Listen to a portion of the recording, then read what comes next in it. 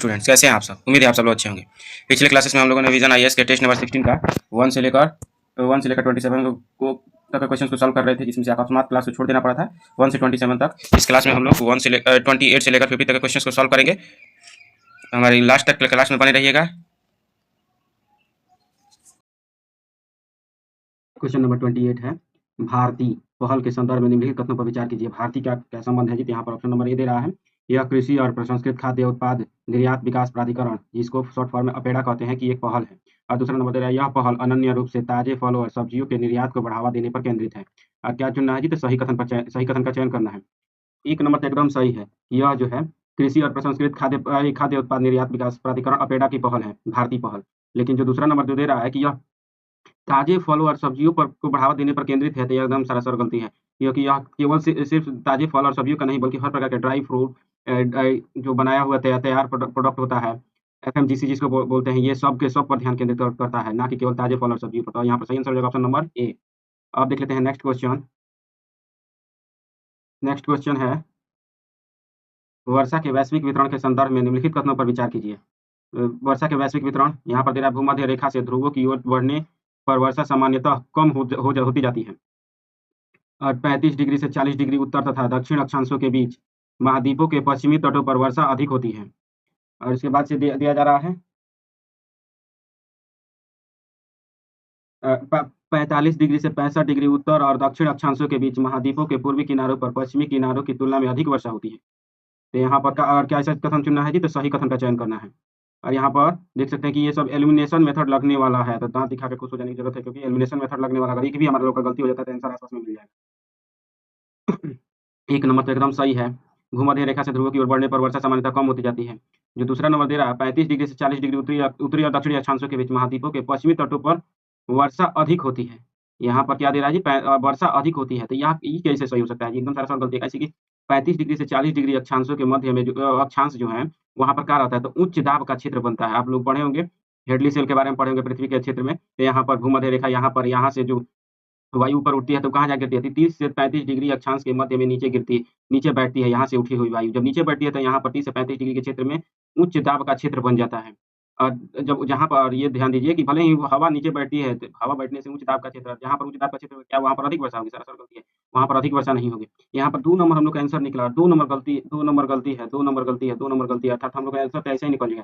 तीसरा नंबर पढ़े चाहे नहीं, यहाँ पर पढ़ के देख लेते हैं। 45 से 65 डिग्री उत्तर और दक्षिण अक्षांशों के बीच महाद्वीपों के पूर्वी किनारे पर पश्चिमी किनारे की तुलना में अधिक वर्षा होती है, तो एकदम सही है, एकदम गलती है ये, क्योंकि यहाँ पर पश्चिमी किनारे पर नहीं, बल्कि सॉरी, पूर्वी किनारे पर नहीं बल्कि पश्चिमी किनारे पर अधिक वर्षा होती है।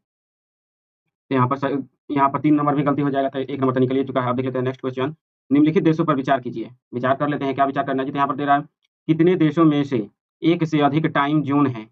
उपयुक्त में से कितने देश हैं जिनमें एक से अधिक टाइम ज़ोन है? फ्रांस, चीन, यूएसए, कनाडा। तो यहाँ पर देख सकते हैं कि यहाँ पर कितने देश हैं जहाँ पर 3 टाइम ज़ोन है जी? तो यहाँ पर चीन में भी कई सारे, एक से अधिक टाइम ज़ोन है, यूएसए भी बड़ा है, तो यहाँ पर भी कई सारे टाइम ज़ोन हैं। यहाँ पर कनाडा में भी हैं, लेकिन यह ध्यान रखने वाला है, सॉरी, यहाँ पर ये बात है कि यहाँ पर भले ही फ्रांस छोटा-सा देश है, लेकिन इसमें भी टाइम ज़ोन है। यहाँ पर चीन बड़ा-सा देश है, लेकिन इसमें जो है, चीन में टाइम ज़ोन नहीं, एक ही टाइम ज़ोन है। यहाँ पर सबसे कॉमन चीज़ देखने वाला है कि जो बड़ा है भले ही, और यहाँ पर कितने टाइम ज़ोन है जी?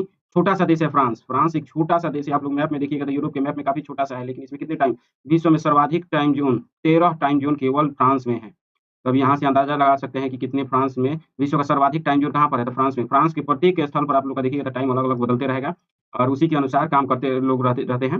अर्थात देश भर में एक ही टाइम पर काम करना शुरू होता है और एक ही टाइम पर छुट्टी हो जाता है। ये सबसे बड़ी अचंभा की बात है। और रूस में कितने हैं जी? तो 11 हैं। उसके बाद अमेरिका में भी, यूएसए में भी 11 ठो हैं। इधर कनाडा में भी 6 ठो हैं, लेकिन इधर चीन में सिर्फ़ एक ही टाइम ज़ोन है। जैसे भारत में एक ही टाइम ज़ोन है, इंडिया में कितने टाइम ज़ोन है? तो सिर्फ़ एक, और कहाँ से गुजरता है? तो इलाहाबाद के नैनी से। वैसे ही चीन में भी एकमात्र टाइम ज़ोन है।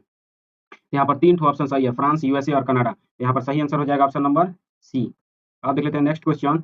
निम्नलिखित कथनों पर विचार कीजिए। तो विचार कर लेते हैं। यहाँ पर दे रहा है, बघेलखंड पठार का मध्य भाग जो है, सोन और महानदी के नदियों के बीच जल विभाजक के रूप में कार्य करता है।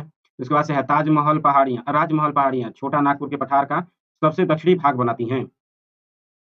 यहाँ पर सही आंसर हो जाएगा, यहाँ पर 1 नंबर तो एकदम सही है कि बघेलखंड का पठार मध्य भाग सोन और महानदी के बीच जल विभाजक के रूप में कार्य करता है। बघेलखंड का पठार आप लोग भारत के मैप पर देखे होंगे। भारत का मैप कुछ इस तरह से बनता है, सॉरी गलत हो जा रहा है थोड़ा सा। यहाँ पर कुछ इस तरह से भारत का मैप बनता है।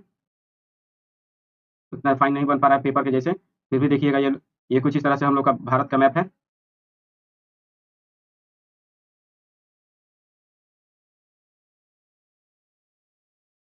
कुछ इस तरह से भारत का मैप है। तो यहाँ पर देखिएगा कि यहाँ से निकलती है अमरकंटक से निकलती है सोन नदी और उत्तर में चली जाती है और गंगा में जाकर मिल जाती है। और इधर से ही निकलती है, यहाँ से निकलती है महानदी, जो कि ऐसे घूमते हुए जाकर यहाँ पर गिर जाती है। तो इन दोनों के नदियों के बीच के क्षेत्र में ही है बघेलखंड पड़ता है, जो कि वर्तमान में छत्तीसगढ़ में सर्वाधिक विस्तार है। थोड़ा सा क्षेत्र इसकी सीमा जो है बघेलखंड की सीमा उत्तर प्रदेश में भी चली जाती है।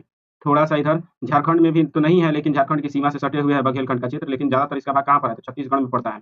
तो बघेलखंड को ध्यान रखिएगा, काफी इतिहास में भी या काफी चर्चा में रहने वाला क्षेत्र था। 1 नंबर तो एकदम सही है, लेकिन दूसरा नंबर दे रहा है राजमहल पहाड़ियाँ छोटा नागपुर पठार का सबसे दक्षिणी भाग बनाती हैं। तो नहीं, ये राजमहल पहाड़ियाँ वास्तव में ही दक्षिणी भाग नहीं बनाती हैं। ये कहाँ पर बनाती हैं, तो पूर्वी किनारे पर है। छोटा नागपुर पहाड़, छोटा नागपुर पठार कहाँ पर है, तो यहाँ पर है। इसके पूरब में कहाँ क्या है जी, तो राजमहल की पहाड़ियाँ यहाँ पर इसके पूरब में है।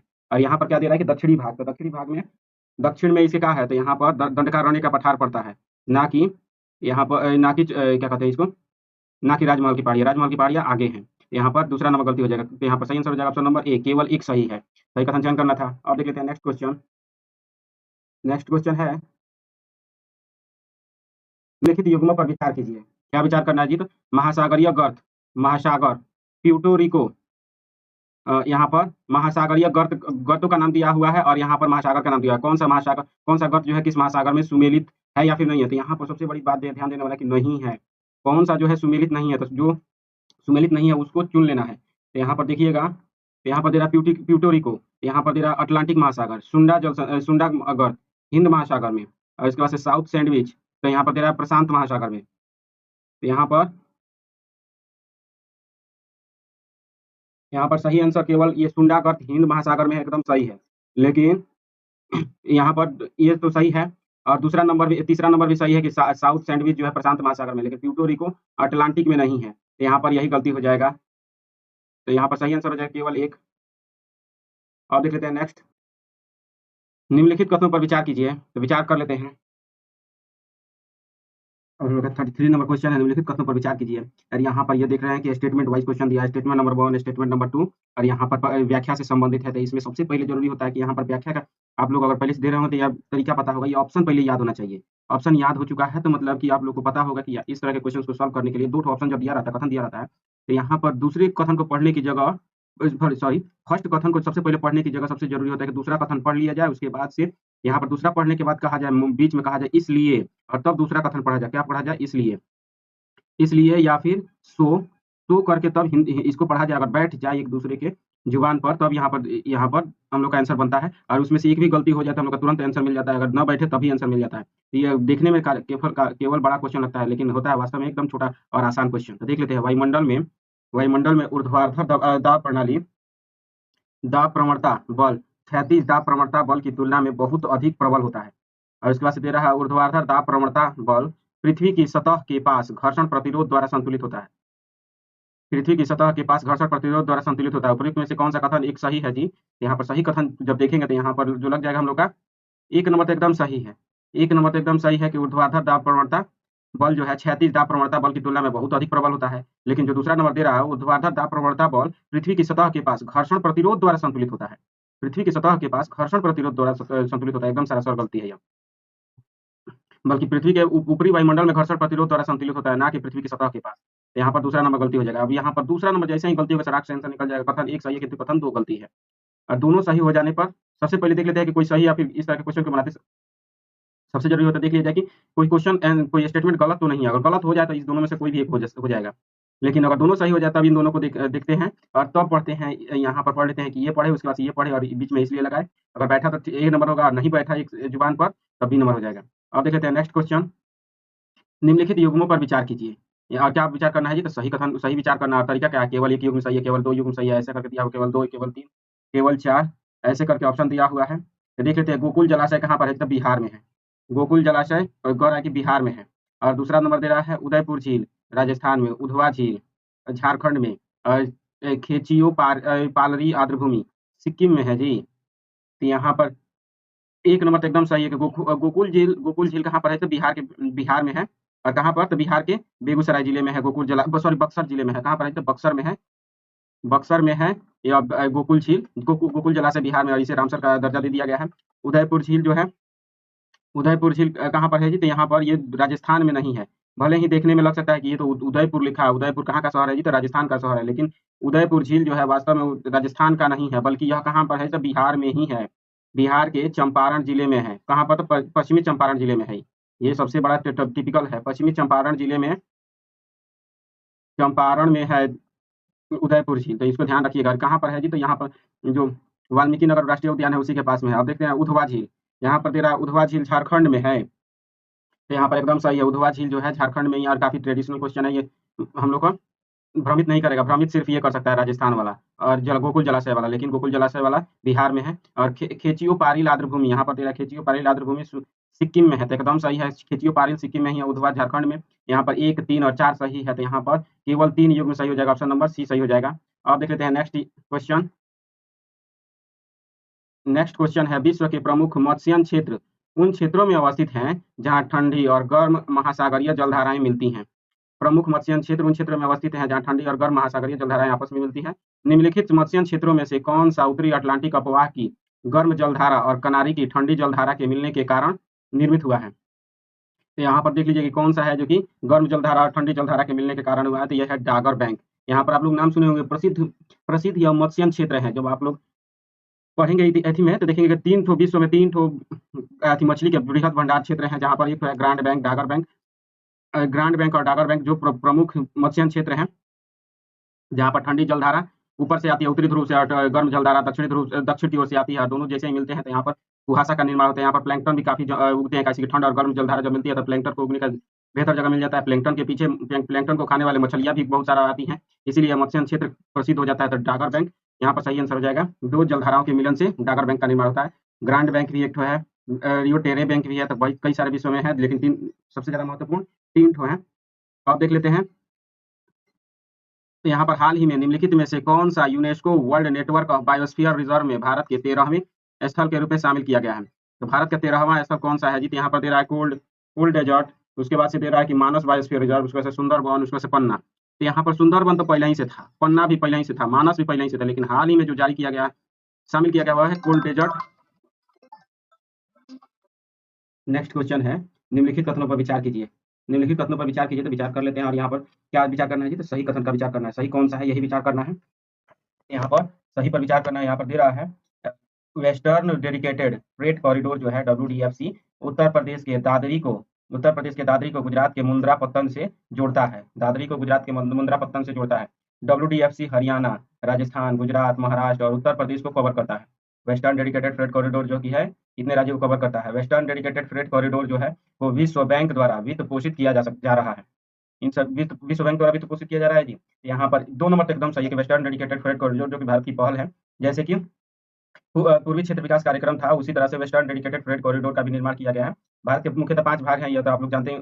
कई 5 भागों में मुख्यतः बांटा गया है, उत्तरी, पूर्वी, पश्चिमी और मध्य भाग और दक्षिणी भाग। तो यहाँ पर आप लोग कुछ इस तरह से आप लोग का भारत सॉरी यहाँ पर गलती हो गया। यहाँ पर कुछ इस तरह से भारत का मैप है। यहाँ पर आप लोग देख सकते हैं कि ये भारत का मैप थोड़ा ज़्यादा बेटर नहीं हो रहा है, क्योंकि जल्दी-जल्दी बनाना है। ये कुछ हम लोग का भारत का मैप, सॉरी, ये इस तरह से भारत का मैप है। तो मध्य क्षेत्र में यहाँ पर इस क्षेत्रों को यहाँ से लेकर इन क्षेत्रों को क्या कहा जाता है जी? तो पश्चिमी भारत कहा जाता है। तो पश्चिमी वेस्टर्न डेडिकेटेड फ्रेट कॉरिडोर जो है इन क्षेत्रों को कवर करता है, जहाँ पर हरियाणा भी इसी में आता है, वेस्टर्न में ही आता है हरियाणा। राजस्थान भी आता है, राजस्थान भी मैप में ही है। राजस्थान, गुजरात यहाँ पर रहिबे करेगा, महाराष्ट्र भी है, और उत्तर प्रदेश का जो यहाँ से दिल्ली से सटे हुए जो क्षेत्र है, उसी के कारण उत्तर प्रदेश भी इसमें थोड़ा सा भाग आ जाता है इसमें। तो यहाँ पर इन क्षेत्रों में कॉरिडोर का विकास करना के लिए यह योजना चलाई गई है। तो यहाँ पर ये तो 2 नंबर सही है, लेकिन पहला नंबर जो दे रहा है उत्तर प्रदेश के दादरी को गुजरात के मुंद्रा पत्तन से जोड़ता है, तो ये ऐसा नहीं है। इसमें दादरी को गुजरात के मुंद्रा पत्तन से जोड़ने का कोई प्रावधान नहीं है। और यहाँ पर दे रहा है वेस्टर्न डेडिकेटेड फ्रेट कॉरिडोर को विश्व बैंक द्वारा वित्त पोषण प्राप्त है, तो यह भी गलती है, क्योंकि इसे विश्व बैंक से नहीं बल्कि जापान की बैंक द्वारा प्राप्त हो रहा है, जापानी बैंक। क्योंकि यह जापान और भारत के बीच में जो सड़कों के विकास के लेकर जो समझौता हुआ था, उसी के तहत जापान की बैंक, जिसका नाम है जापान इंटरनेशनल कोऑपरेशन एजेंसी द्वारा इसमें वित्त पोषण किया जा रहा है, ना कि विश्व बैंक द्वारा। यहाँ पर दूसरा नंबर सही है, तीसरा नंबर गलती है, तो यहाँ पर सही आंसर हो जाए केवल एक सही है। अब देख लेते हैं नेक्स्ट क्वेश्चन। निम्नलिखित राज्यों के संदर्भ में विचार कीजिए। राज्यों के संदर्भ में विचार कर लेते हैं। यहाँ पर दे रहा है राज्यों को भारत के कुल तेल भंडार में उनकी हिस्सेदारी के अनुसार घटते क्रम में व्यवस्थित कीजिए। तेल भंडार में उनकी हिस्सेदारी के अनुसार घटते क्रम में व्यवस्थित कीजिए। तो घटते क्रम में व्यवस्थित कर लेते हैं, घटते क्रम में व्यवस्थित कर लेते हैं। ये यहाँ पर सही आंसर हो जाएगा। सबसे ज्यादा किस्म कहाँ पर उत्पादन होता है जी? तो असम में, और उसके बाद से गुजरात में, उसके बाद से राजस्थान में, उसके बाद से आंध्र प्रदेश में तेल का कच्चे तेल का उत्पादन होता है। तो यहाँ पर कौन सा है जी? तो 3 नंबर 1 नंबर है, उसके बाद से गुजरात का स्थान आता है, उसके बाद से राजस्थान का, उसके बाद से आंध्र प्रदेश का स्थान आता है। 3 2 4 1 यहाँ पर ऑप्शन नंबर बी दिया हुआ है, 3 2 4 1 यहाँ पर हम लोग का आंसर निकल कर जाता है। देख लेते हैं नेक्स्ट क्वेश्चन। नेक्स्ट क्वेश्चन जो है, निम्नलिखित देशों पर विचार कीजिए। तो विचार कर लेते हैं, निम्नलिखित देशों पर विचार कीजिए। तो यहाँ पर दे रहा है कि उपर्युक्त उल्लेखित देशों में से कितने जो हैं इजराइल के साथ स्थलीय सीमा साझा करते हैं। यहाँ पर इजराइल के साथ सीमा साझा करते हैं। तो यहाँ पर दे रहा है केवल 1, केवल 4, केवल 5, केवल 6, और यहाँ सभी 6 दे रहा है। यहाँ पर देख लेते हैं, यहाँ पर कौन-कौन सा देश दिया हुआ है जी? मिस्र दिया हुआ है। मिस्र दिया हुआ है, जॉर्डन, लेबनान, सीरिया, सऊदी अरब और इराक। तो हम लोग जब मध्य पूर्व में का जो मैप बनाएँगे तो हम लोग देख लेंगे कि कौन-कौन सा देश इससे लगे हुए हैं जी। तो यहाँ पर इजराइल से तो मिस्र एकदम लगा हुआ है, क्योंकि इजराइल से ही यहाँ पर रफा क्रॉसिंग जो है, जो बना हुआ है, गाज़ा पट्टी का नाम सुने हो, वो तो मिस्र से ही सटा हुआ है। उसका जॉर्डन तो एकदम लगा हुआ है।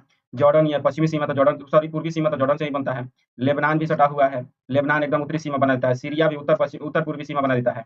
लेकिन सऊदी अरब तो इससे काफ़ी दूर है। सऊदी अरब जॉर्डन के बाद पड़ता है। सऊदी अरब भी नहीं होगा, और इराक से भी सीमा साझा नहीं करता है इजराइल। तो इसको यहाँ पर इतना कंजेस्टेड तो मैप बनाना बड़ा मुश्किल है, लेकिन फिर भी हम बनाने की कोशिश करेंगे इजराइल का मैप।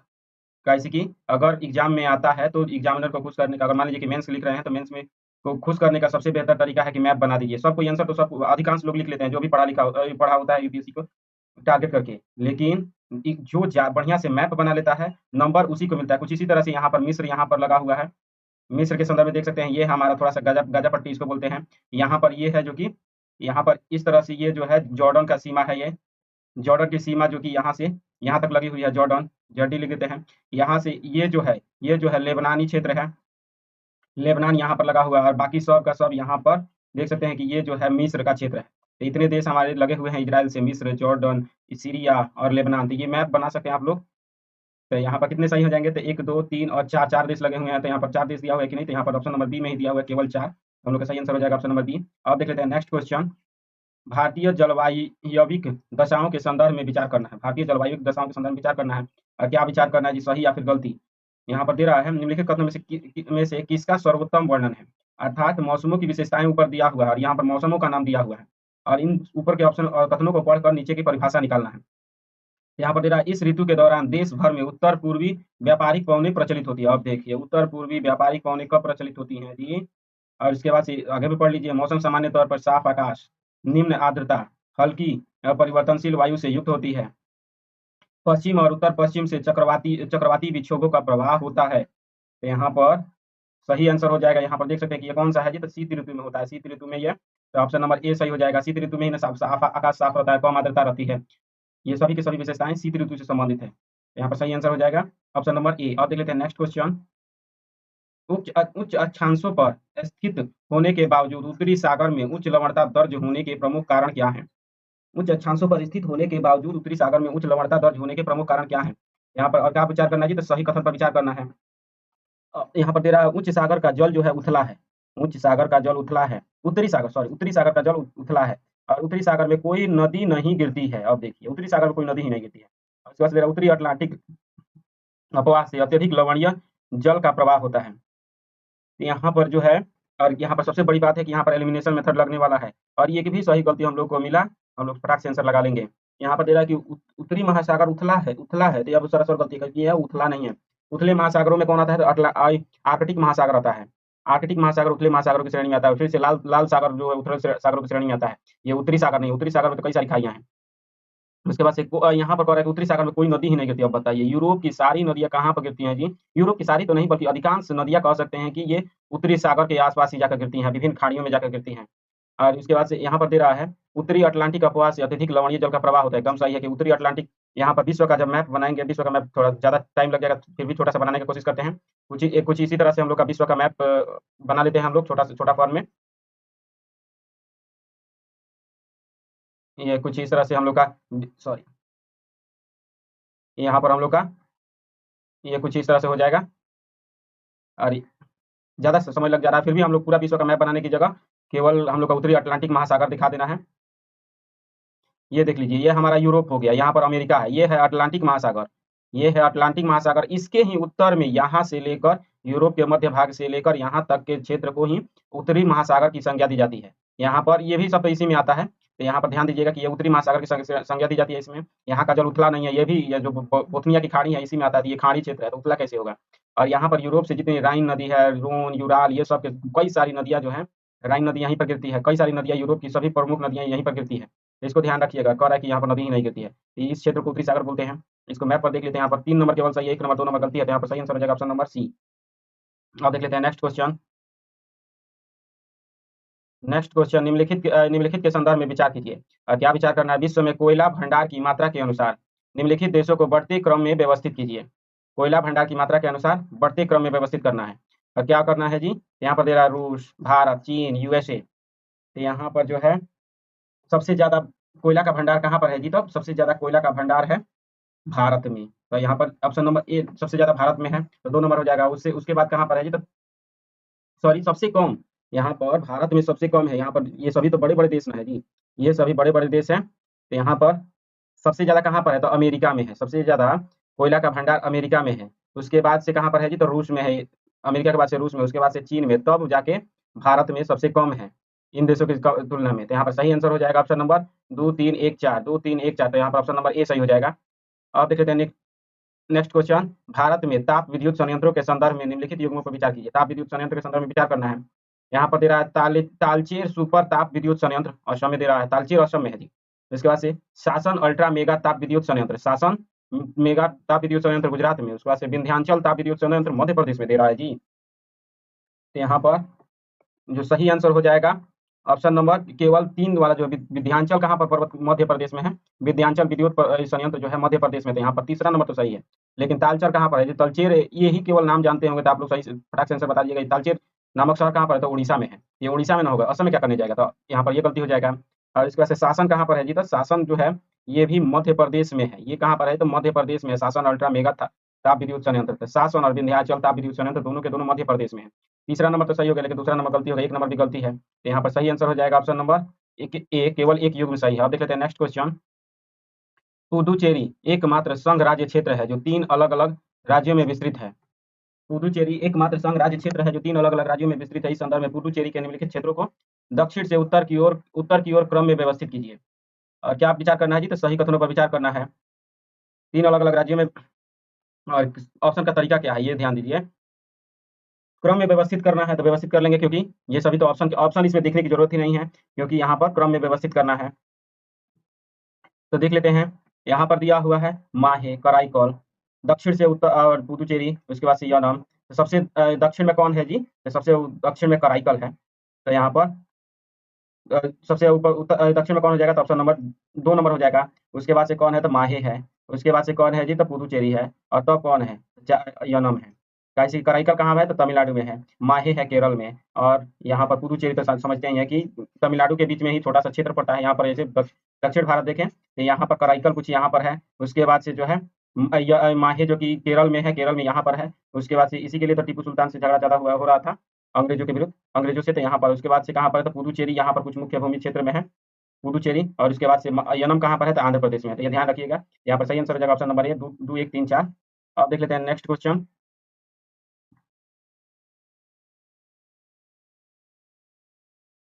यहाँ पर तेरा निम्नलिखित समूहों में से कौन सा जो है अधिक वर्षा वाले क्षेत्रों को निरूपित करता है? कौन सा जो है कि अधिक वर्षा वाले क्षेत्रों को निरूपित करता है जी? तो यहाँ पर तेरा है पूर्वी तमिलनाडु, तेलंगाना, पूर्वी घाट। उसके बाद से दे रहा है पश्चिमी उत्तर प्रदेश, उत्तर पश्चिमी तट, उत्तरी गंगा मैदान। उसके बाद से प्रायद्वीपीय क्षेत्र लद्दाख, हरियाणा। उसके बाद से पश्चिमी तट। उसके बाद से कौन सा है जी? तो पश्चिमी तट, मेघालय की पहाड़ी। अब देखिए, यहाँ पर इतना सभी पढ़ने की क्या जरूरत है जी?